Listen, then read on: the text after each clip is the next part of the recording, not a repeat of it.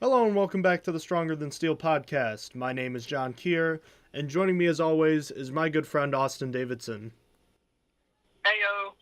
If it sounds a little different, that's because I'm back in my production room at the radio station on campus at the college at Brockport, and I give the 11 o'clock sports reports for the college radio station. I figured we could give it a shot at the production room and see what how the studio sounds. I did a solo episode here, but I wanted to see how it would sound if I did it with you, Austin. So here's hoping it works out, but we'll jump right into it. So the big NFL news today is that the regular season schedules were released, and we've both gotten a chance to look it over. What are your thoughts and first impressions about the schedule? The schedule looks really easy, in my opinion. For the first half of the season, it is the second easiest schedule, in fact, behind only the Colts. And there's really not that many hard teams on the schedule, which I actually don't like because it makes it harder to gauge where the Steelers are in comparison to other good teams. Regardless, for now, I'll say that they go 10-6 until the in-depth episode we do sometime after the draft. But what do you think? Well, at first glance, the schedule doesn't really look that bad. Playing the Browns twice is always nice, and the Steelers caught the NFC North in a year where they aren't particularly strong at first glance. The Vikings and Lions don't exactly have high ceilings. The Bears aren't good, and the Packers, while good, don't really have a good defense right now.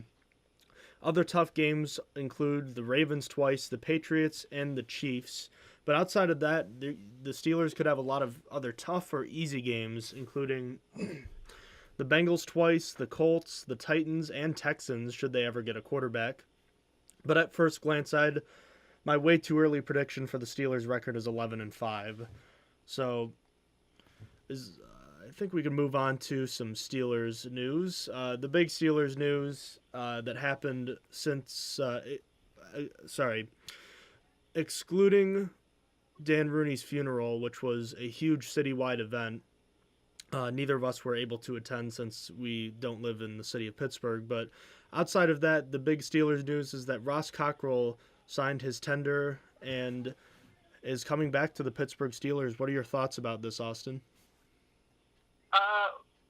It was expected. I mean, Ross Cockrell had voiced that he didn't want to leave Pittsburgh. He loved the fans. He loved the place.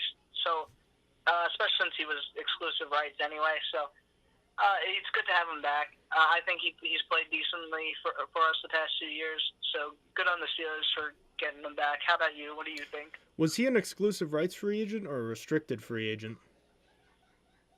Ooh, I thought it was exclusive rights. That's what I It might have thought been too. restricted. That's what I thought too. But in any case, it wasn't really surprising, but it was still an important move. Cockrell isn't a flashy player, but most of the time he's going to get the job done. In an ideal situation, Cockrell would be the number 3 cornerback on the Steelers, but he's been the number 2 guy for the better part of the last 2 years and started all 16 games last season. I will say, however, that his play at the position has kept the Steelers' need for a cornerback from being the top need, and instead the Steelers can focus on getting a pass rusher. So I do like that the Steelers have someone like Ross Cockrell on their team. So looking at the cornerback outlook for the position and who the Steelers have on their roster, what do you see the Steelers having in your evaluation of this position? William Gay right now is probably the Steelers' best corner, depending on how far Artie Burns is coming in the offseason. Still, Gay is slowing down and only has 2 years left on his contract, to which he might retire or obviously go elsewhere. Looking into the future of Steelers cornerbacks, Artie Burns will come into his second year, hopefully building on where he left off. He started to get better at the end of the season. I really hope he will keep it into next season. Next up is Ross Cockrell, who I thought had a decent year last year overall, but his play is rather mixed. Sometimes he's good, like when he holds A.J. Green to 18 yards, and other times not so much. And just to mention, I believe William Gay did help him with that a little bit, but he helped keep A.J. down. He's inconsistent, to sum up. After that, it's Cody Sensabaugh, and to be honest with you, I never really watched much of his tape, and based on what I heard, I don't expect him to contribute much. So he's just kind of like the fourth string. Then before some practice guys, we have former second-round pick Senquez Golson, who hasn't made it past preseason yet. So We have no idea what he's capable of. And finally, it's the only guy who's actually been on the active roster that's currently on the practice squad. I'll just make an allusion to him. Is Al-Haj Shabazz. He only really played special team snaps for us, like one game this year, but he's been on the active roster. So what do you think we have? Well, this group has depth right now, but they lack a definitive number one cornerback. Could Artie Burns become that player for the Steelers this year? Possibly. Burns played more than was expected last season and, as to be expected, had some growing pains, but he's probably still a year away from becoming the definitive top cornerback for the Steelers, something that they haven't really had since Ike Taylor was in his prime. Opposite him is the usually dependable Ross Cockrell, who we just talked about. While he's not flashy and is not overly physical, it's helped him to play in every game possible since he joined the Steelers in early 2015. As I mentioned before, he started all 16 games last season and is probably best suited as the Steelers' number 3 cornerback. Beyond him, you have William Gay, the only remaining member of Mike Tomlin's first draft class with Lawrence Timmons departing from Miami. He's seen it all over the past 10 seasons. He went from the primary victim of fan criticism in his early years to becoming a dependable player, to going to the Arizona Cardinals for 1 year, then returning to become the Steelers' most dependable cornerback. But Gay has started to slow down over the last couple of seasons, and his roster spot actually might be in jeopardy. But Gay has been one of the Steelers... But Gay probably has at least one more season of Steelers football left in him, and he's best used in the slot. But behind him, the Steelers have the recently acquired Cody Sensabaugh. Not much to say about him. He's the 4th cornerback on the roster right now, and he should be. He's not a great player, and he's just kind of a decent player who can do some things for you and play special teams. The last notable player right now with NFL experience is Senquez Golson. The former second-round pick has not even 2 full days of training camp practices under his belt. He has been pretty unlucky with injuries, suffering 2 season-ending injuries in training camp, but Golson's NFL career is on the ropes right now, and he likely has one more chance to prove he belongs. He belongs. Golson recently decided to bring a gun to an airport, which I don't know if he's been living under a rock for the past 20 years, but that's really not...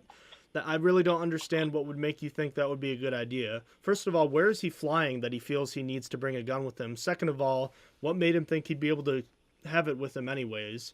This is an incredibly stupid move, and he got lucky that he wasn't arrested. But outside of that, we really don't know much about what Golson can be. So time will tell as far as if he can be something. But for right now, I think the Steelers' cornerback position is in better shape than it was over the past few years, but it could definitely use an upgrade. So speaking of upgrades, is there anybody in the free agency pool that you would find appealing for the Steelers to go out and sign? No, Sensabaugh was enough. I don't think there's anyone else left that I really want them to sign. What do you think? Well, the Steelers, like I said, need a number 1 cornerback, and that's not something they're going to find in the free agent pool. So I really don't see a need for going out to get one, especially when they already signed Sensabaugh. Darrelle Revis had some interest in coming to Pittsburgh, but unlike a few years ago when the Steelers had interest and he didn't have interest, the Steelers this year don't have any interest in signing Revis, and as we discussed a couple months ago, that's probably the right move. So moving on to the draft, how important would you say this position is heading into the NFL draft next week? If it weren't for this draft class, I probably would have said a 7 or a 7.5. Because this draft class is so strong and has so many good candidates, I give it an 8 out of 10 because I just want the Steelers to kind of join in on this action, like all the good stuff. So 8 out of 10. What do you think? I'd say it's pretty high. I'd give it an 8 too, if we're being completely honest. The Steelers have been looking better at this position, but do lack top-end playmaking talent, and because it's so deep, this is a good draft to find one, so I'm hoping the Steelers take advantage of this draft class. You want to mention the list of cornerbacks that the Steelers have had in for a pre-draft visit before going to your prospect, Austin? Yeah, sure. So far, the Steelers have brought in cornerback Jordan Lewis from Michigan, cornerback Russell Douglas from WVU, Jalen Myrick from Minnesota, Marlon Humphrey from Alabama, which is going to be gone way before the Steelers pick, and then Ryan Lewis from Pitt.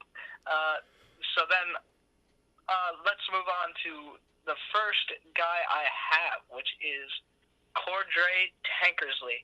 Not Cordrea, I learned that. But he's from Clemson, the national champions, if I do believe. And right off the bat, Tankersley has both favorable angular build and a good 40-yard dash time at 4.4 seconds. In terms of experience, he's been an active starter for 2 years, where he's had experience in a multitude of coverages. And in those 2 years, he was already really productive, getting 8 interceptions. He capitalizes on his length at the point of the catch and is very disruptive. He has soft hands that allow him to pluck the ball out of the air when it gets close to him. And then he comes to balance and squares up as a tackler, and also looks to tackle low and springs into ball carriers with aggressive shoulder aimed at their thighs. Onto his negatives, his biggest problems stem from his mental ability. His anticipation and instincts are below average for someone in his position, and his eyes are slow to process and react. In terms of technique, he also has a lot of concern where he lacks a bend when backpedaling and bailing. He struggles to sync and redirect quickly against comeback routes, and he often allows too much separation on routes, which will need to be tightened up to play on the next level. Other concerns include that he tends to panic on vertical routes when he's behind and starts to get grabby. This has resulted in him getting penalized 8 times just for pass interference in the past 2 seasons. He doesn't have a good feel for the ball when his back is turned to the quarterback, and finally, he will probably have to add more muscle to his frame so receivers won't work him in the NFL. So overall, in college, Tankersley shut down Bucky Hodges in the conference championship game, picking him twice, and he had pick sixed my favorite quarterback that we evaluated, Brad Kayeya, earlier in the season. He's a guy that's projected to go somewhere between rounds 2 and 3 because of his high production and speed, but is held back by some of the concerns I mentioned. So let us hear about your first prospect. The first cornerback I looked at, Austin, was Tre'Davious White from Louisiana State, or LSU. At 5'11" and 192 pounds, White was a top 5 prospect at the cornerback position coming out of high school, and he didn't disappoint at LSU. He became a starter the 3rd week of his freshman season and never looked back. He made the All-SEC freshman team in 2013 with 55 tackles, 2.5 for a loss, 2 interceptions, and a team-high 7 pass breakups. The next year, he had 33 tackles, with 3 for a loss, 2 more interceptions, and 6 pass breakups. Last year, he earned all SEC honors and was also an All-American with 34 tackles, 2 interceptions, and a team-high 14 pass breakups, which was good for 8th in the nation. So looking at some of his strengths, he's obviously a very experienced cover corner who is often left on an island at LSU. A good press coverage player who has good footwork at the snap of the ball, has a quick reaction and good closing speed, and tends to attack throws. He tends to stick to receivers who are running routes across the middle, and has experience covering talented wideouts, namely Amari Cooper, currently with the Oakland Raiders, and Calvin Ridley, a high-ranked wide receiver prospect. He can also play special teams as both a return man. He has 1 return touchdown in each season as a returner, 3 total. And he can also play as a gunner on the punt team. As you can tell by his pass breakup statistics, he's good at deflecting passes given the fact that he led the team in pass breakups twice. But some of his weaknesses, he's considered kind of soft because of his unwillingness in the past when it comes to physicality and stopping the run. While that did improve last season, he still tends to avoid contact. That, coupled with his smaller frame, means that he will struggle against bigger receiving weapons right now. And he also doesn't look to make statements or contact often when he's hitting somebody. He does have a problem with grabbing receivers from time to time, particularly when he gets beat on deep routes. Despite a lot of playing time over the years, he only finished with 6 career interceptions, which is something that's pretty disappointing when you consider how much he did play over the past few years. Bottom line, though, White is one of, if not the best pure cover corner in the draft, who has a lot of experience playing in the SEC, which is notably well known for all of the NFL talent it's produced. He has great athleticism and instincts, and he can be a special teams contributor right away, but his small frame and lack of physicality will keep him from being an every down starter in day 1. But he has the chance to be a part-time player, particularly in the slot next season. He's been projected to be taken between rounds 1 and 2. Austin, tell me about your second cornerback. My second one is Sidney Jones from Washington. What I like most about Sidney Jones is his physicality. He competes all over the field, but really knows how to press a receiver within the first 5 yards. He throws a stiff arm right at the receiver's shoulder and maximizes contact within those 5 yards, and I really like it. He might have the best eyes in this draft, and he keeps a balanced watch over the quarterback and the receiver in all kinds of coverages. He has the speed and readiness to close in on balls thrown in his area, and he knows how to stay glued to his man on routes, and his pattern anticipation allows him to undercut those routes. He prioritizes the ball over the man, and he attacks the catch point with slaps and rips. He keeps track of the ball early and has the length and leaping ability to attack the high point.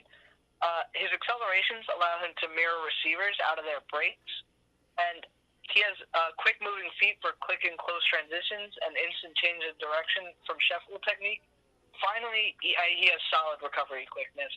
So I'll start with the major concern, which is his Achilles injury. I think that really hurt his draft stock. He suffered his Achilles injury on his pro day, and there's no guarantee he returns to his former speed, and the rehab process will be a long one. After that, he is rather small for the NFL and would need to add upper body strength so he doesn't get worked by receivers. Scouts have worried about his ability to keep his speed all the way down the field, and again, the Achilles injury doesn't help this. He tends to get a little impatient and press, and perhaps a little too handsy at times, which causes him to lose positioning rather than just trying to catch a receiver at the receiver's release. He can still improve his transition footwork, and finally, he can be worked by a physical wide receiver who's helping run block. He's not as efficient on the run. So overall, he has had 9 career interceptions and got a hand on 21.3% of balls thrown his way over the last 2 seasons, which are pretty nice stats. However, he did take a beating against Juju Schuster-Smith, who may not be in the top 5 wide receivers in this draft, depending on how you rank them. But before his injury, Jones was projected to go in the first round in many drafts, but the injury really set him back, and now he's projected to go anywhere between the 2nd and 3rd round. So let's move on to your second cornerback prospect. Well, Austin, the second cornerback I looked at was Jordan Lewis from the University of Michigan. At only 5'10" and 188 pounds, he's a smaller cornerback, but he finished last season as a finalist for the Jim Thorpe Award. For those who don't know, that goes to the best defensive back in college football, despite missing the first 3 games of the season. He has a lot of starting experience in the Big Ten and also contributed on special teams as a kick returner and had 20 pass breakups his junior year, which was good enough for 3rd best in the country. So some of his strengths, he gave up only, I believe I have this number incorrect, but I had 7 catches last season. That doesn't seem right. But less than 25% of the passes thrown his way were completed. He's great in press coverage and has a good punch at the point of attack and can move his feet quickly. Good quickness allows him to move from the slot to other places on the field with ease. He has good but not great recovery speed. He reads the receiver's eyes down the field, and that allows him to read where the ball is while his back is turned to the quarterback, something that NFL cornerbacks even struggle to do. In 3 years as a starter, he had 42 pass breakups and 6 interceptions, while only giving up 2 touchdowns in that span.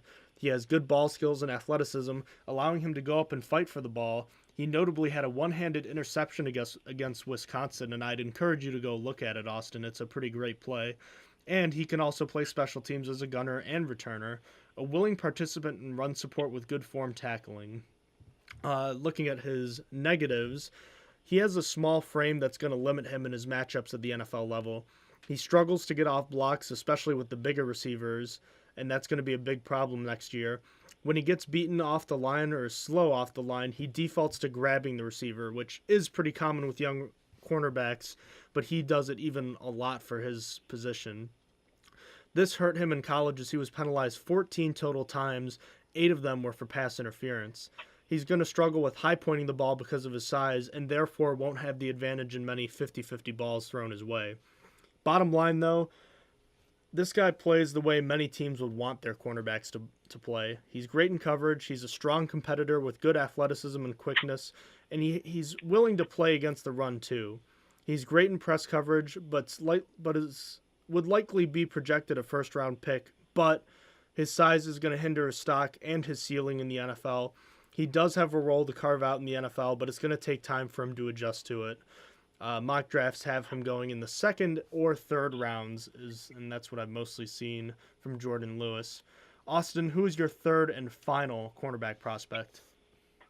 My last one is Teez Tabor from Florida, or Jalen Tabor, but he actually called Teez.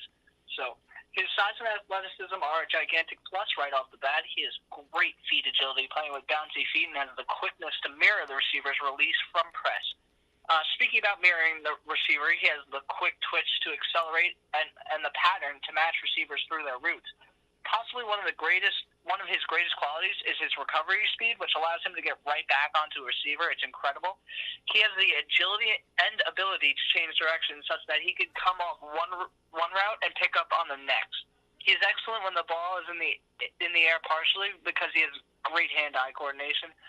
His closing speed or burst is already at a pro level.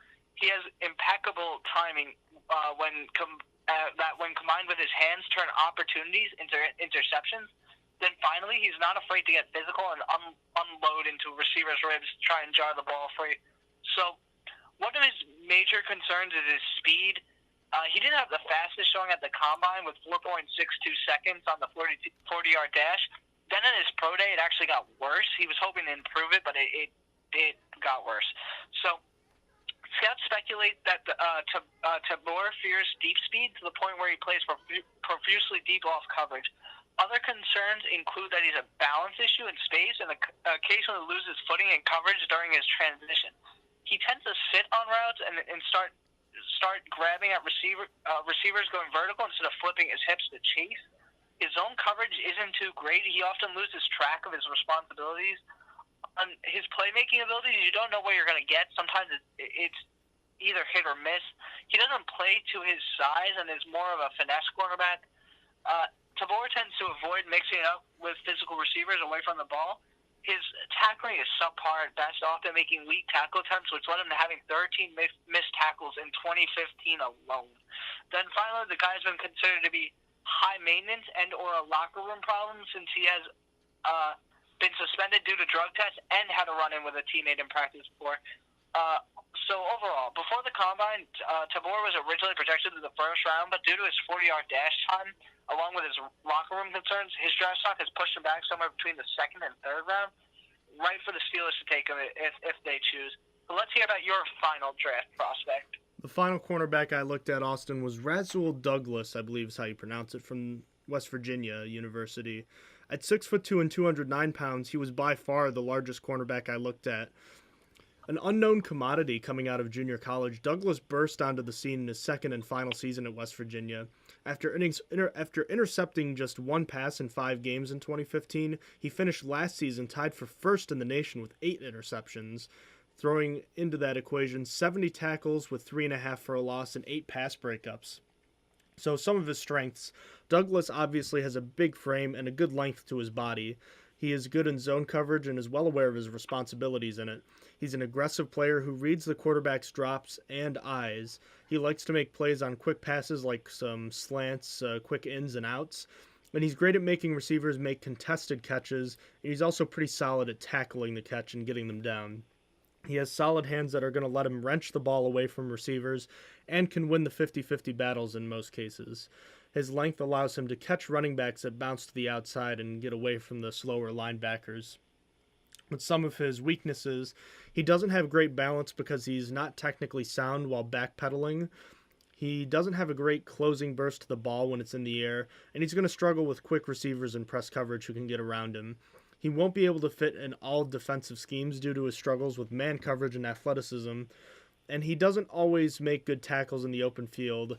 When in a panic, he'll resort to just arm tackles, and he doesn't always have the aggressiveness you would want with someone at that size, and because of that, he's not going to be able to convert to safety should teams want him to.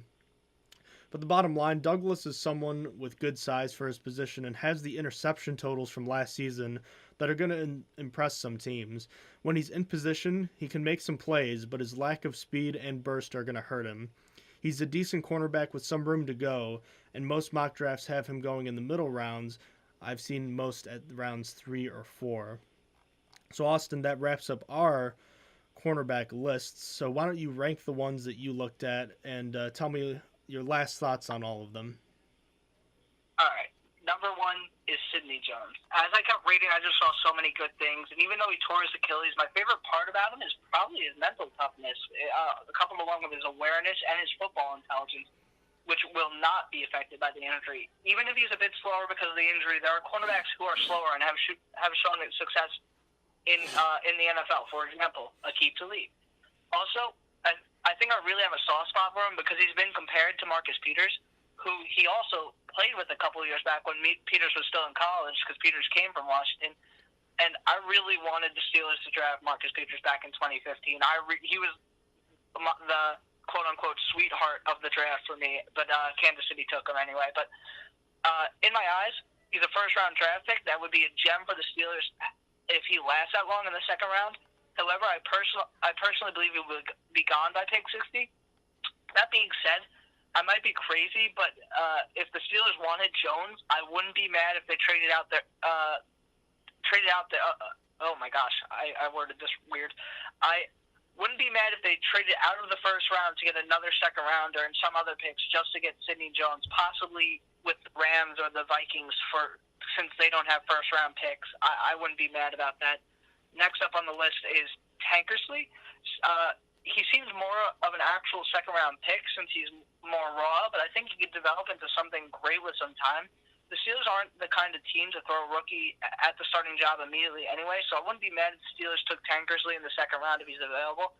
And coming in at number 3 is Tease Tabar. Tabar, for me, is just not my kind of guy. I don't want a guy that's going to be a problem in the locker room and argue with teammates on the Steelers. His assets are definitely not bad, and in fact are probably better than Tankersley at the moment. But again, I don't really think he fits the Steelers locker room, and the missed tackles is a big concern because watching Mike Mitchell and Artie Burns early in the year where they were missing tackles left and right was horrific, and I really don't want to watch it again. So how about you? Let's hear your ranking for your cornerback prospects. Well, let me just start off by saying I love Sidney Jones, and I'd love it if the Steelers picked him, but I don't want the Steelers to use their first-round pick on him simply because you don't know if you're going to be able to get good use out of him right away with that injury, and I think the Steelers need someone on their defense who can produce right away, but that's just my opinion. So, first I had Tre'Davious White. He's not the Steelers' prototypical cornerback, being a small and not physical player, but I think he's something that the Steelers need. He's great in man-on-man situations, and that's something that the Steelers desperately lacked in the AFC Championship game loss to the Patriots, given the fact that Chris Hogan was open on nearly every play. Even though he isn't very physical, he can return kicks and is a good gunner on the punt team. I think he would be an effective slot cornerback in a couple of years, and maybe that physicality is something that can be coached into him. But for the time being, I'd be okay with him being a solid special teams player who can contribute on passing downs. Second, I have Rasul Douglas. He is more the prototypical cornerback that the Steelers love to have. Someone that fits the Steelers' zone coverage style with a big frame. Some tweaking to his technique would make him a more effective player, and he has the ball skills that the Steelers didn't have last season at the cornerback position. Plus, he's not projected to be taken with a high pick and shouldn't have high expectations, so maybe this is kind of a match made in heaven kind of thing. Finally, I have Jordan Lewis as my last selection here. While he has a lot of tools that many NFL teams want, I just think his size is too much of a detriment for the Steelers, especially when you consider that Tre'Davious White is essentially the same player with more experience, a little bit bigger, and better coverage skills. I wouldn't hate the Steelers picking Lewis at all, but I think that there are better players and better fits to be taken than Jordan Lewis. So, Austin, moving on. What is your early projection for the Steelers' cornerback depth chart for 2017? I have number 1 is Artie Burns or Ross Cockrell. They're going to kind of be splitting it. Number 2, I have William Gay and Senquez Golson also splitting. Then I have the draft pick, and then I have Cody Sensabaugh. How do you have the depth chart? I only see the Steelers keeping 5 cornerbacks this year, at least on the active roster. I have Artie Burns and Ross Cockrell as my starters. William Gay is the slot starter, the draft pick backing him up, and I have Cody Sensabaugh being the last man on the roster. Look, the way I see it, either Senquez Golson, he might make the team, but I just find it much more likely that he's either going to get cut or he's going to be injured again. Look, the guy's made it through 2 practices. Even if he makes it through the preseason, how do we know he's going to be any good? I mean, he could be good, but I mean, it's like he's about to have his rookie year and he was drafted over 2 years ago. So that's definitely a big red flag for me. And while I really want to see him succeed, he also lost a lot of defenders for what he did by bringing a gun to the airport and doing something stupid like that. I'm rooting for him, but my hopes aren't high for him. So what are your final thoughts about this position heading into the draft and for 2017 at the cornerback position? Basically, adding to what you just said, I just really want to see Senquez Golson get past the preseason, man. Like, he hasn't even made it to the preseason. Maybe I should just hope for one preseason game and then build on for next year. But moving on, I'm also excited to see Burns in the second year, and the group has just been looking better and better each year. Ever since, like, the disaster of when we had Antoine or Valentino Blake as a starter, it's just been getting better and better. What do you think about the position heading into the draft in 2017? Well, I'm looking forward to seeing who the Steelers take at this position. I definitely think the Steelers are taking one, even though I don't think it's going to be their first pick. That by doing that also means they don't have to take someone that can contribute on day one. I'd like to see them get that number 1 cornerback, but edge rusher is just too important of a position for the Steelers to ignore right now. So I'm hoping the Steelers make another pick, maybe someone who can be the slot guy or the future number 2 guy behind Artie Burns in a few years. It's definitely an exciting time, and as a matter of fact, the NFL draft is a week from today. Austin and I still have a little work to do. We have to take care of the inside linebackers. I still have the safeties and defensive line to look at, and then we'll have a final mock draft episode, hopefully no later than next Tuesday, Austin, I'm hoping. Oh, yeah. Alrighty. Is there anything else you wanted to say before we finish things for tonight? Nope. I think we're good here. Alrighty, Steelers Nation. Well, if you have any questions about our show, you can email us at strongerthansteelpodcast@gmail.com. Have any suggestions about the show or comments or anything, feel free to email us. Follow us on Twitter at @stronger_steel to find Steelers news and updates about our episodes and our thoughts about Steelers news. Check out our Facebook page, Stronger Than Steel Podcast. We post our episodes there as well, and any important updates that would be happening.